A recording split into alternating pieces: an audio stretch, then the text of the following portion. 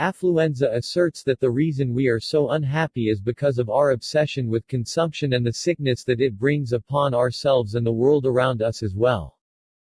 When was the last time you bought something? Probably today, or at least in the last couple of days. But here's a better question, when was the last time you bought something you didn't really need? Let's face it, most of us buy non-essential items fairly regularly. In fact, the average American spends about $18,000 a year on non-essentials. Ouch. Why do we spend so much on stuff that doesn't really matter? Probably because we have a false notion that it will make us happier. But in truth, our addiction to consumption is ruining our relationships and sending us into debt. And it's ruining our planet. Authors John De Graaf, David Wann, and Thomas H.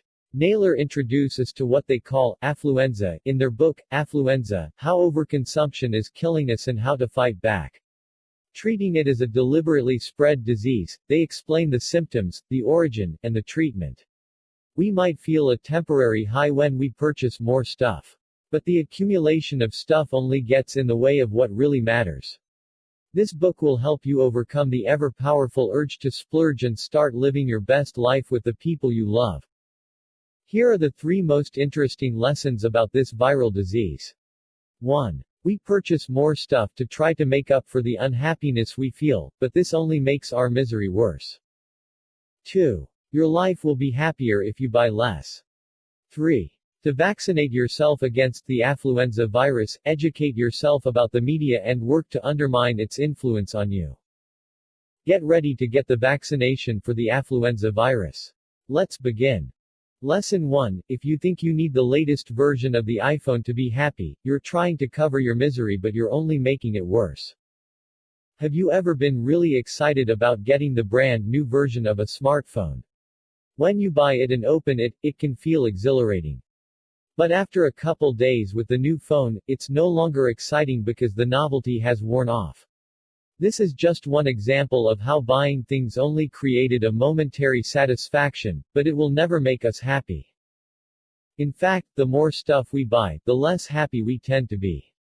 Why? Because the more stuff we consume, the harder we have to work to keep up with our consumption.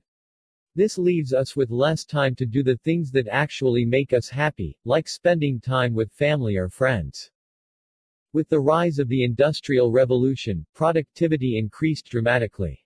In 1965, the U.S. Senate predicted that by 2000, the average working week would be 14 to 22 hours. But instead, most of us work long hours so we can keep up with ever-increasing spending habits.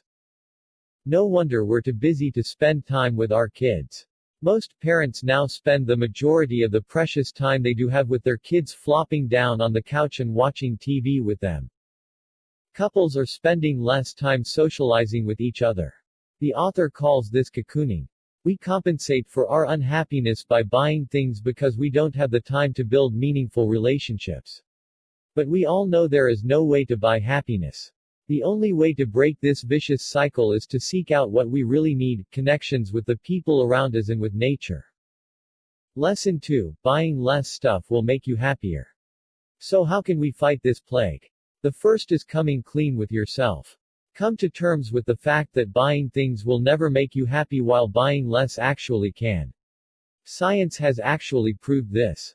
A 1995 survey found that 86% of people who voluntarily cut their consumption down reported being happier.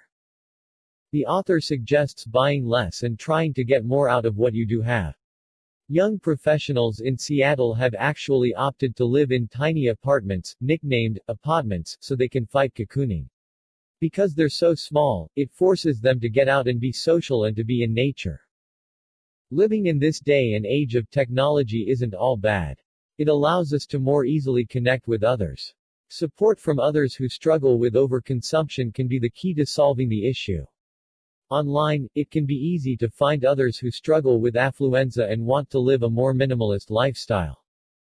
In Cecile Andrews' book, The Circle of Simplicity, she talks about how anyone can create study groups of people who want to help each other learn how to live well on a lower income.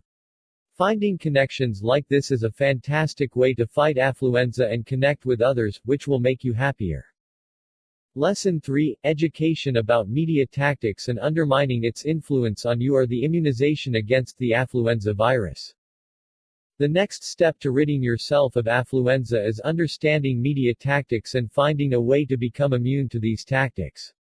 Everywhere we look, whether it's billboards, magazines, or anywhere on the internet, we are exposed to advertising that compels us to buy more and more, even if we don't need it. The suggestion the author gives to fight affluenza is to use anti-ads. These are the exact opposite of an advertisement and causes viewers to really think about what they've seen, rather than mindlessly consume. An example of an anti-ad is one where two cowboys similar in resemblance to the Marlboro Man are riding horses into the sunset, and below there is a caption reading, "I miss my lung, Bob." Schools are starting to recognize the amount of media consumption children are taking part in. They spend an average of 40 minutes a week outside but now spend somewhere around 50 hours a week with electronic media. In response, some schools have started to teach kids to analyze media, an effort called media literacy.